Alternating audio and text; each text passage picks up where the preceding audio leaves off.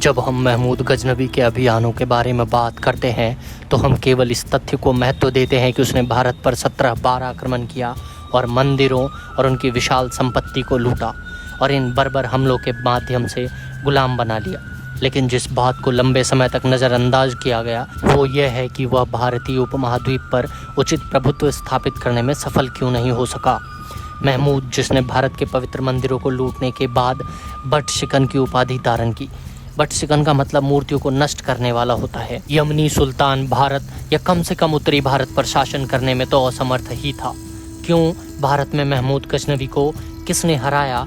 गजनवी ने कभी भी समृद्ध भूमि पर अपना शासन सफलतापूर्वक स्थापित क्यों नहीं किया? इसकी वजह यह है कि वह जहां भी गए उन्हें कड़े प्रतिरोध का सामना करना पड़ा। हालांकि उन पर काबू पाने के बाद 1018 में उसका अभियान दक्षिण भारत के एक राजपूत राजा चंदेला राजपूत राजवंश के राजा विद्याधर चंदेल के हाथों समाप्त हो गया। इस वीडियो में हम महमूद गजनवी के 2 असफल प्रयासों को कवर करेंगे जिसमें उसे शांति शर्तों की पेशकश करने के लिए मजबूर होना पड़ा और यहाँ तक कि 15 किले उस भारतीय शासक को वापस लौटाने पड़े। जिस राजपूत राजा ने गजनवी पर 2 बार आक्रमण किया वह चंदेला वंश का राजपूत राजा था। उनका नाम राजा महाराज राव विद्याधर या केवल विद्याधर भी था। चंदेल राजपूत मध्य भारत के बुंदेलखंड के शासक थे जिनकी राजधानी खजुराहो थी। महमूद गजनवी 998 ईसा पूर्व में गजनी की गद्दी पर बैठा। यमनी तुर्कों का नेता बनने के तुरंत बाद महमूद ने हिंदुओं के खिलाफ पवित्र युद्ध, जिसे वो जिहाद कहते हैं, छेड़ने की शपथ ली। महमूद गजनवी का दरबार हिंदुशाही भारत के उत्तर पश्चिम में एकमात्र साम्राज्य थे जिन्होंने अरबों और तुर्कों के कई आक्रमणों का विरोध किया था। लेकिन अरबों और फिर तुर्कों के नियमित संघर्ष और छापे के कारण हिंदू शाही की स्थिति विघटन के कगार पर थी। शाही साम्राज्य का अंतिम शासक जिसने यमनी तुर्क की राजधानी यानी गजनी पर साहसपूर्वक आक्रमण किया वह राजा जयपाल था। एक हिंदू राजा के इस आक्रमण का तुर्कों पर और विशेष रूप से महमूद गजनवी पर विनाशकारी प्रभाव पड़ा, जिसने अपनी आंखों से आक्रमण देखा था और शांति संधि पर हस्ताक्षर होने तक अपने पिता की सेना का लगभग पतन को देखा था।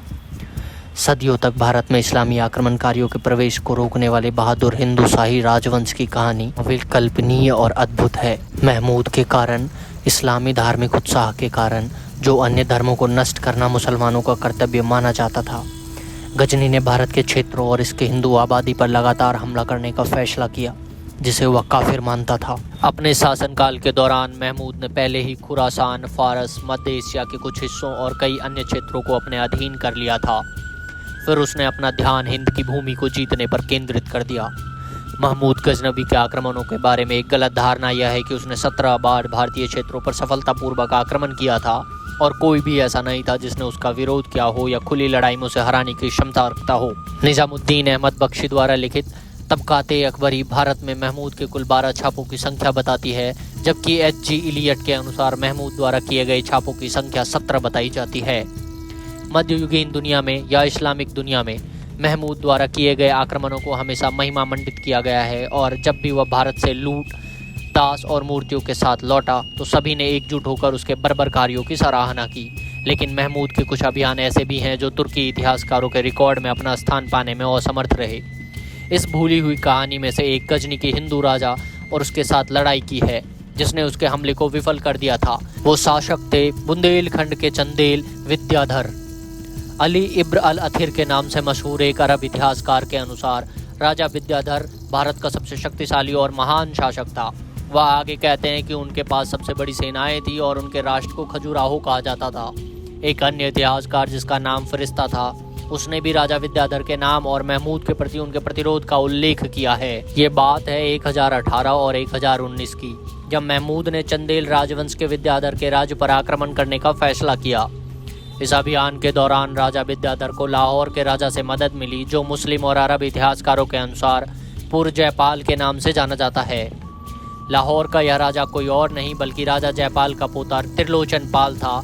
यह विश्वास करना असंभव है कि अपना अधिकांश राज्य और धन खोने के बाद हिंदू शाहियों ने हिंद की भूमि और लोगों की रक्षा के लिए तुर्कों के आक्रमण का विरोध करना जारी रखा। तुर्क और विद्याधर की संयुक्त सेनाएं बुंदेलखंड की सीमाओं पर मिली। विद्याधर की विशाल सेना को देखकर महमूद ने हिंदू राजा के पास एक दूत भेजने का फैसला किया और उसे इस्लाम स्वीकार करने और आत्मसमर्पण करने के लिए कहा। लेकिन राजपूत राजा ने इस प्रस्ताव को अस्वीकार कर दिया और जवाब दिया, कि युद्ध के मैदान में उसका सामना करने और उसे कुचलने के अलावा उसके पास कहने के लिए और कुछ नहीं है। युद्ध के संबंध में इतिहासकारों के बीच थोड़ी बहस है। कुछ का सुझाव है कि एक भयंकर युद्ध हुआ और पूरे दिन तक जारी रहा, जिसमें दोनों पक्षों को भारी नुकसान हुआ, जबकि कुछ का सुझाव है कि युद्ध नहीं हुआ। परंतु जो तथ्य स्पष्ट है वह यह है कि महमूद द्वारा किए गए आक्रमण को विफल रहा और दोनों सेनाएं युद्ध भूमि से पीछे हट गई। यह पहली बार था जब महमूद खाली हाथ गजनी लौटा, ऐसा माना जाता है। और सीताराम गोयल ने अपनी पुस्तक heroic Hindu resistant to Muslim invaders में इसका उल्लेख किया है कि हिंदुओं के पास महमूद सेना को हमेशा के लिए नष्ट करने का मौका था, लेकिन राजपूत सम्मान संहिता के कारण उन्होंने पीछे हटने वाले आक्रमणकारियों को जाने दिया। इस असफल अभियान से क्रोधित होकर महमूद गजनी ने बुंदेलखंड और विद्याधर के राज्य पर एक नया आक्रमण शुरू करने का फैसला किया। बात है 1022 ईस्वी की। 1022 ईस्वी में महमूद गजनी की तुरुष्क सेना ने ग्वालियर किले की ओर मार्च किया, जिसकी रक्षा कीर्तिराज ने की थी। ग्वालियर की घेराबंदी से पहले महमूद ने 15 किलो पर कब्जा कर लिया, लेकिन महमूद और किरीटराज के बीच 4 दिनों के गहन संघर्ष के बाद आक्रमणकारियों ने शांति संधि स्थापित करने का फैसला किया। फिर वह अपनी सेना के साथ कलिंजर किले की ओर चला गया, जो राजा विद्याधर का आधार था। लेकिन महमूद गजनवी के इस हमले को हिंदू राजा ने विफल कर दिया। कलिंजर का किला अपनी अद्भुत वास्तुकला के कारण स्वयं लगभग अभेद्य था। रात में विद्याधर ने अपने हाथी को आक्रमणकारियों पर हमला करने का आदेश दिया। इस टकराव से दोनों पक्षों को गंभीर नुकसान का सामना करना पड़ा।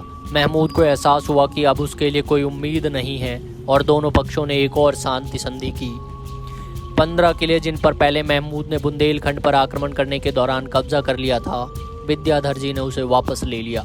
यह चंदेल शासक विद्याधर द्वारा प्रदान किए गए प्रतिरोध की छिपी और भुला दी गई कहानी थी, जिसे न केवल मध्ययुगीन काल के सबसे महान सैन्य जनरल के हमले को विफल कर दिया, बल्कि उन्हें कुछ श्रद्धांजलि के बदले में अपना किला छोड़ने के लिए मजबूर किया। आज भी चंदेल राजपूत राजवंश की विरासत उनके द्वारा बनाए गए भव्य मंदिरों और वास्तुकला के अन्य आश्चर्यजनक कार्यों के रूप में जीवित है। मैं ये भली भांति जानता हूँ कि आपको इस कहानी के बारे में पहले से तो अवश्य पता नहीं होगा। अगर आप में से किसी को यह पता था तो हमें कमेंट में लिखकर ज़रूर बताएं। मिलते हैं अगली गाथा में, तब तक के लिए चैनल के सब्सक्राइब बटन को दबाकर हमसे जुड़ जाएं। धन्यवाद।